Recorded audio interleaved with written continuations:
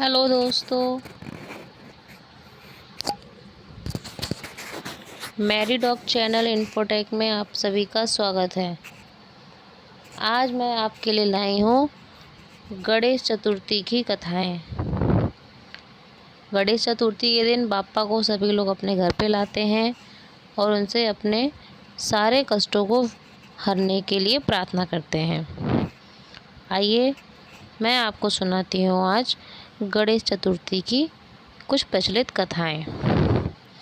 इसमें पहली कथा ये है, पौराणिक एवं प्रचलित कथा है। श्री गणेश कथा के अनुसार एक बार देवता कई विपदाओं से घिरे हुए थे। वह मदद मांगने भगवान शिव के पास आए।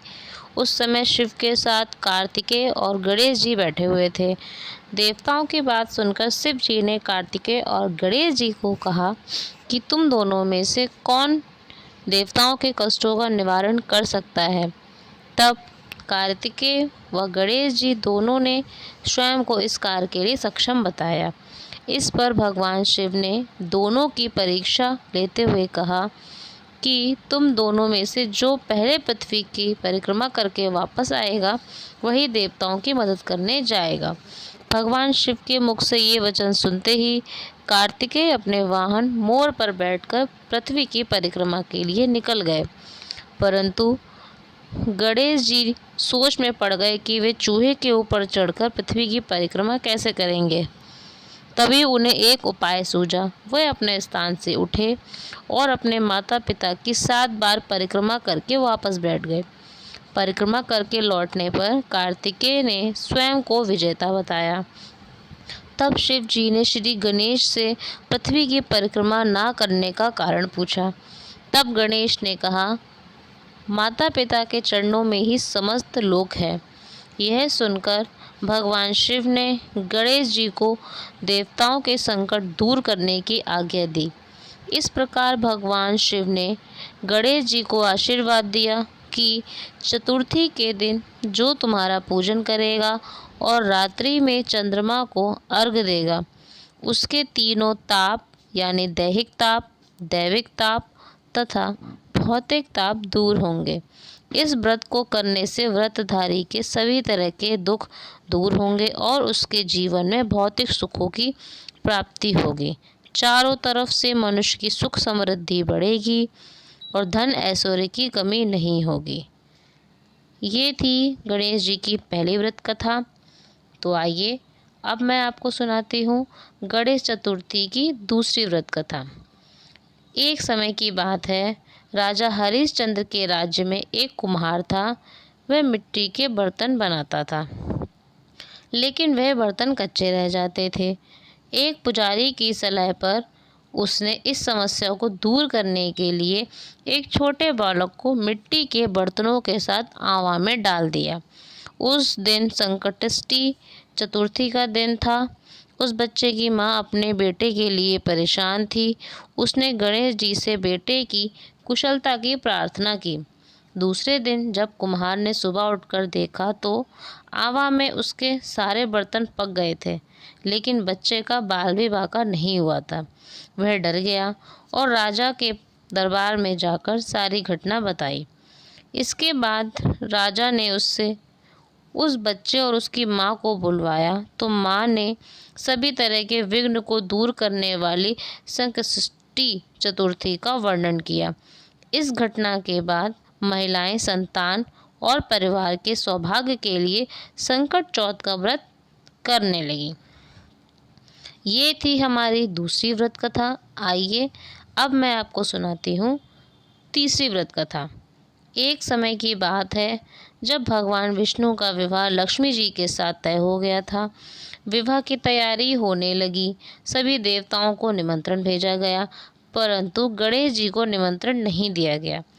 कारण जो भी रहा हो, अब भगवान विष्णु की बारात जाने का समय आ गया।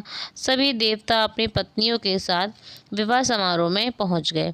उन सभी ने गणेश जी को ना देखकर आपस में चर्चा करने लगे कि क्या गणेश जी को न्योता नहीं दिया या गणेश जी स्वयं नहीं आए हैं। सभी को इस बात पर आश्चर्य होने लगा। सभी ने विचार करके विष्णु जी से इसका कारण पूछा। विष्णु भगवान से पूछने पर उन्होंने कहा कि हमने गणेश जी के पिता भोलेनाथ को न्योता भेजा है। यदि गणेश जी अपने पिताजी के साथ आना चाहते हैं तो वो आ जाते हैं। अलग से न्योता देने की कोई आवश्यकता नहीं थी। दूसरी बात यह है कि उनको 1.25 मन मूंग, 1.25 मन चावल, 1.25 मन घी और 1.25 मन लड्डू का भोजन दिन भर चाहिए। यदि गणेश जी नहीं आएंगे तो कोई बात नहीं, दूसरे के घर जाकर इतना खाना पीना अच्छा नहीं लगता है। इतनी वार्ता कर ही रहे थे कि एक ने सुझाव दिया, यदि गणेश जी आ भी जाएं तो उनको द्वारपाल बनाकर बैठा देंगे कि आप घर की ध्यान रखना। आप तो चूहे पर बैठकर धीरे धीरे चलेंगे, बारात से बहुत पीछे रह जाओगे। यह सुझाव सबको पसंद आया। विष्णु भगवान ने भी सहमति दे दी।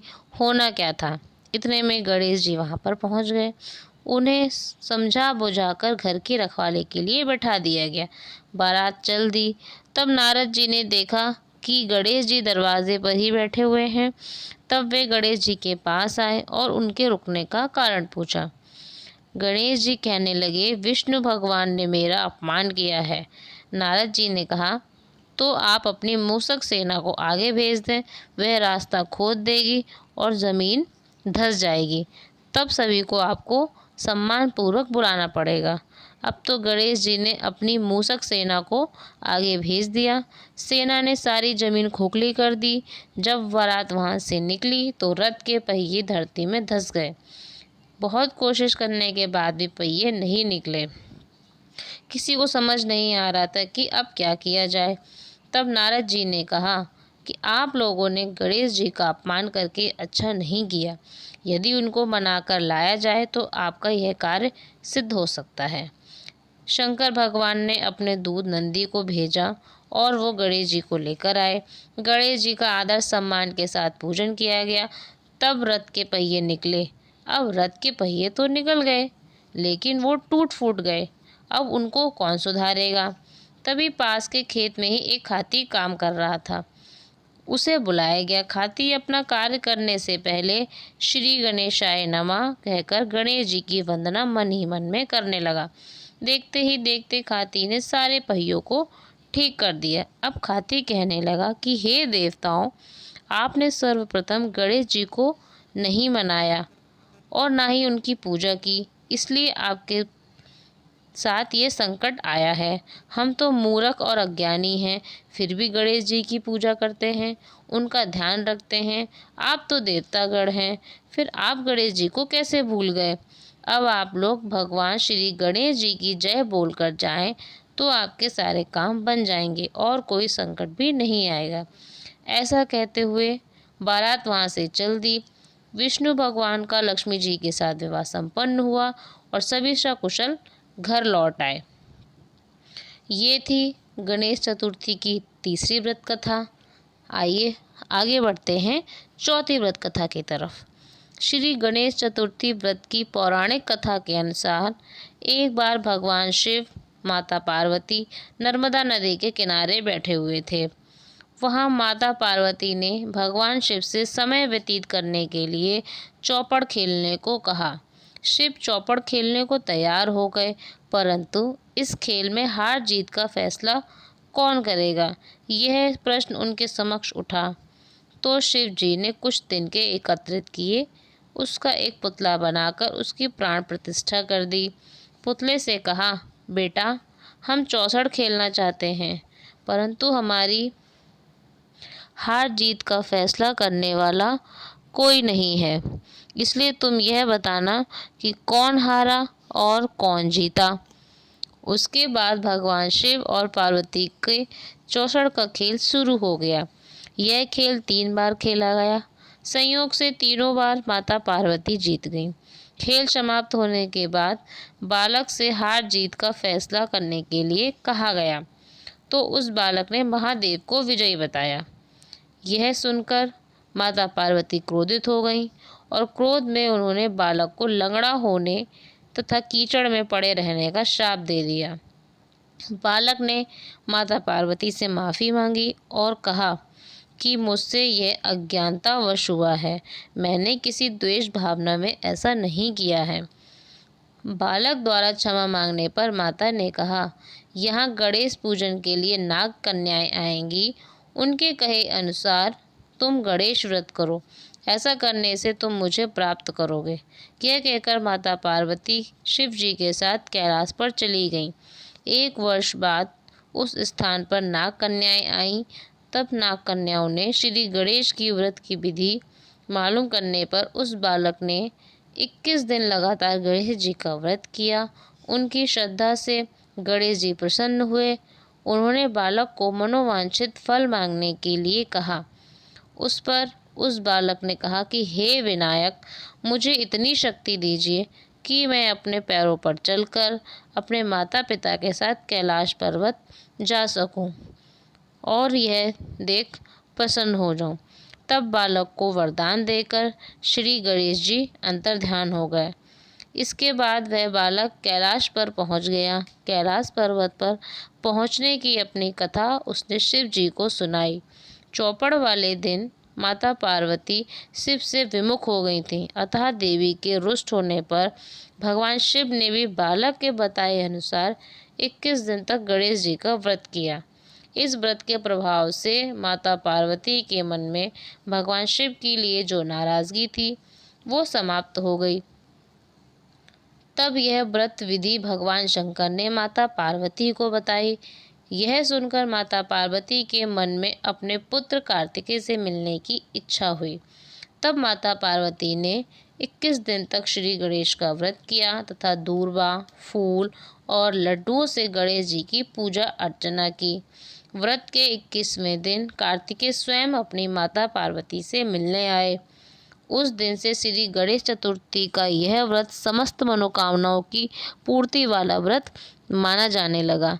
इस व्रत को करने से मनुष्य के सारे कष्ट दूर होकर मनुष्य को समस्त सुख सुविधाएं प्राप्त होती हैं। ये थी हमारी चौथी व्रत कथा। आशा करती हूँ आपको इसमें अच्छी जानकारी मिली होगी। कहानी को सुनिए और कमेंट बॉक्स में हमें ज़रूर बताइए और शेयर कीजिए। Thank you.